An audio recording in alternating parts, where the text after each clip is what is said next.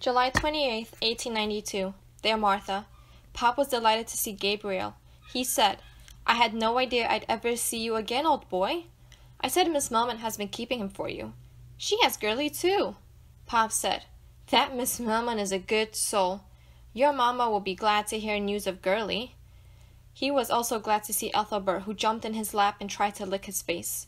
Pop said, "Ethel, I do believe you are happy to see me. Don't you look happy and nice?" Pop, Daniel, and I took a steamer, the Southern Odyssey, from Juno Beach up to Fort Pierce. Daniel led Gabriel up the ramp to the lower deck and tied him in a stall. The three of us and Ethelbert sat in deck chairs. Miss Molly had sent a hamper of food: tomatoes, ham sandwiches, sliced watermelon, deviled eggs, celery sticks, and chocolate cake. Pop said, "It's a feast, don't you think, Daniel?" Daniel said, "Yes, sir, it's a feast, all right." The three of us enjoyed our meal as the steamer chugged steadily northward. We had sent Mama a second telegram telling her the boat would dock at Fort Pierce sometime around 4 o'clock.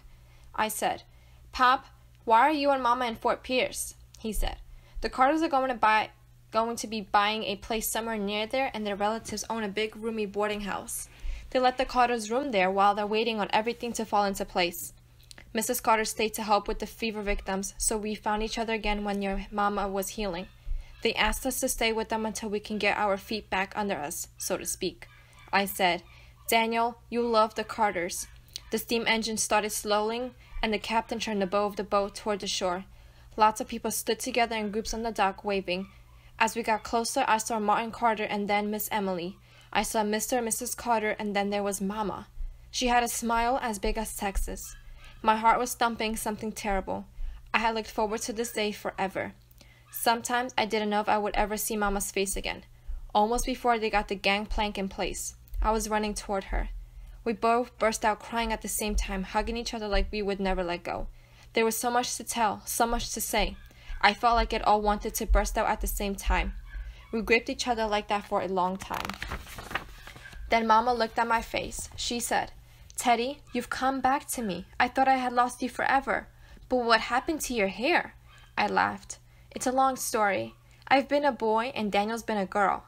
Suddenly, I remembered Daniel. I said, "Mama, there's someone you've got to meet. This is Daniel Bodain. He's our cousin. His parents are dead and he was all alone, but now he's with us." Mama looked at Daniel. She said, "I know you. I've got a picture of Dalton that could be your twin brother." She wrapped her arms around him and said, "Welcome, Daniel. Welcome to the family." Daniel was too shy to say anything, but he hugged her back real hard. Then Mama said, "Teddy, now I have someone I want you to meet." Mama turned to Mrs. Carter and she put a bundle in Mama's arms. Mama then turned to me and opened the blanket. Inside was the most adorable little baby girl I've ever seen. She had soft brown curls and huge brown eyes. When she saw me, she laughed and kicked her feet. She reached her arms out to me and I took her. Mama said, "This is a day of surprises and love and new family members. Meet your baby sister. Love, Teddy." July 29th, 1892. Dear Martha, when Mama said, "Meet your baby sister," I was stupefied. How could this be? I knew Mama was not expecting a baby when the yellow fever struck us, and this baby is almost a year old. I said, "Mama, where did she come from?" Mama said, "She's a flower that grew in the garden of sickness and death." Pop said, "Why don't we all save our stories for later, when we've got time to tell all the details? We've got a lot of catching up to do."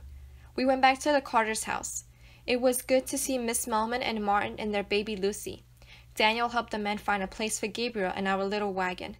Mama put the new baby in the playpen with Lucy, and the two babies played happily. I helped Mama. Miss Emily and Mrs. Carter fixed supper.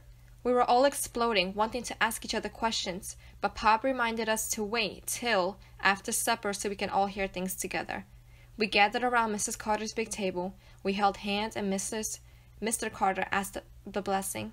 Before he was done, he said, "Lord, thank you for bringing these wayward lambs back into this fellowship of their family."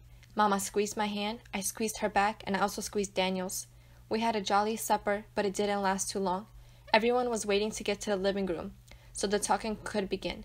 I wish you could have heard it all in person instead of just reading it in the letter. When we were all seated, I burst out, "Tell me about the baby!" Mama smiled. Pop said, Your mother was terribly ill with yellow fever. She was weak. Mrs. Carter said, near death. That's the truth of it. Pop said, she was already heartbroken over losing Dylan, and then when the news came along about you, Teddy. Pop put his hand over his eyes. Mrs. Carter said, the news that you were dead was the last straw. I think Grace was about ready to just lay down and die right then.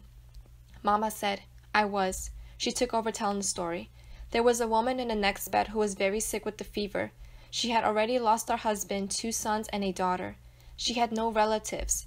Her baby daughter was sick too and lay on the bed beside her mother. I could barely hold my head up myself, but we would talk a little bit. One night, the woman said, Grace, would you take my baby if anything happens to me? I said, oh, honey, you're going to make it. But in the morning, I saw that she had not. Her baby was wet, soaked through, and so weak she could hardly cry. She was snuggled against her mother on the pallet next to mine.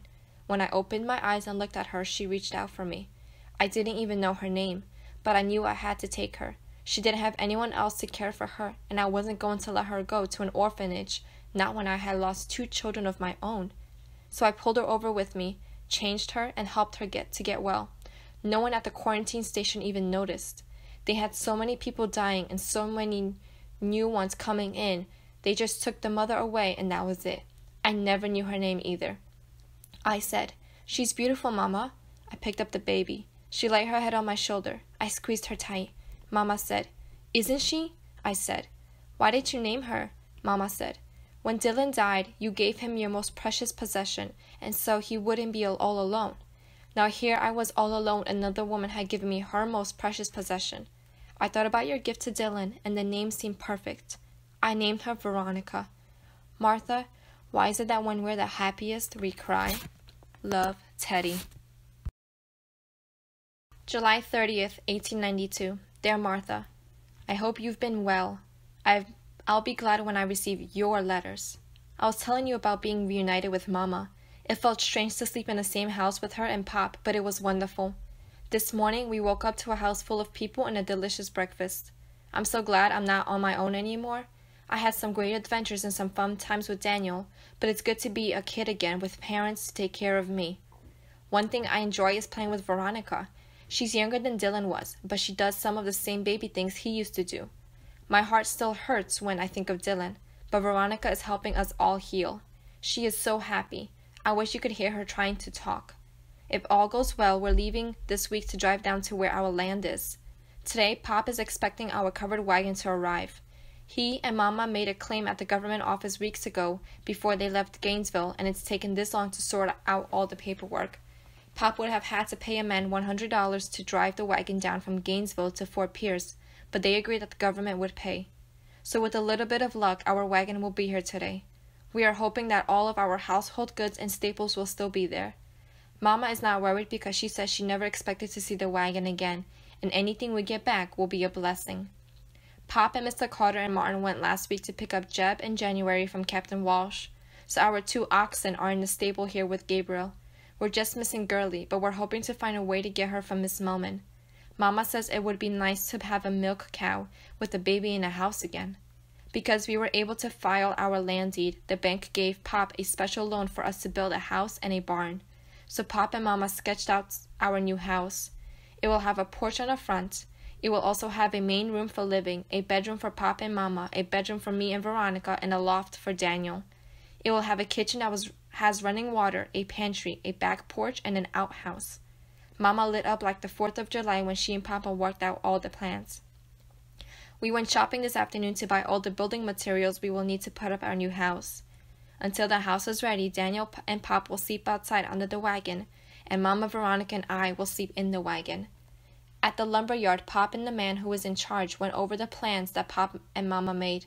They did lots of ciphering and made measurements and did a lot of figuring out about how much lumber we will need, how many window panes, how many doors, and things like that. At the catalog store, Mama picked out a sofa and 2 chairs, a rocking chair, a bed for her and Pop, a bed each for Veronica, Daniel, and me, and a few other pieces of furniture we will need. Mama and I are so excited. We've never owned new furniture before. At the dry goods store, we picked out fabric for curtains, tablecloths, and bed linens. Mama picked fabric for some new dresses for me and gowns for Veronica. She picked out overalls and jeans for Daniel, shirts, a belt, and new shoes. Martha, I wish you could have seen him. He was overjoyed with new things. We will wait to see what all comes in the wagon if it arrives. If the wagon comes and our goods are undistributed, we should have food supplies. Mama will make our purchases before we leave Fort Pierce. All of the new purchases will be delivered to the land that is now officially ours. Pop had to pay extra to have everything delivered because our wagon would never hold it all. Martha, I feel strange. For weeks and weeks I was alone. I didn't know if I had a future or not.